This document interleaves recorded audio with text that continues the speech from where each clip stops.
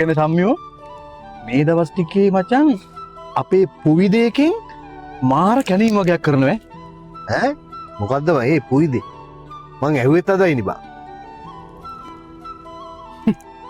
යකෝ පුවිද කියන්නේ පුරා විද්‍යා දෙපාර්තමේන්තුව. පුරා විද්‍යා දෙපාර්තමේන්තුවේ මේ දවස් ටිකේ කැණීම් වගේක් කරනවලු. අවුරුදු 100,000 ගාණක් පැරණි දේවල් හොයා ගන්නවලු පුරා විද්‍යා දෙපාර්තමේන්තුවේ. ඒක මම ඔබට කිව්වේ. අට්ට වැඩක් ඈ. ඒකේ හොඳම කාරණාව කියන්නේ මොකක්ද දන්නවද? අවුරුදු 100,000 ගාණක් පරණ අරාබිකාරයෙක්ගේ ඇටසැකිල්ලක් හම්බෙලා තියෙනවා.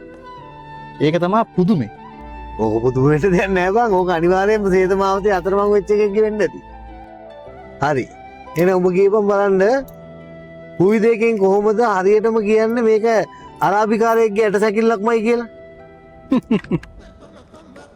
පස්සේ පැත්තට රටින් දියටයක් තිබිලා. ඒකෙන් හොයාගෙන තියෙන්නේ.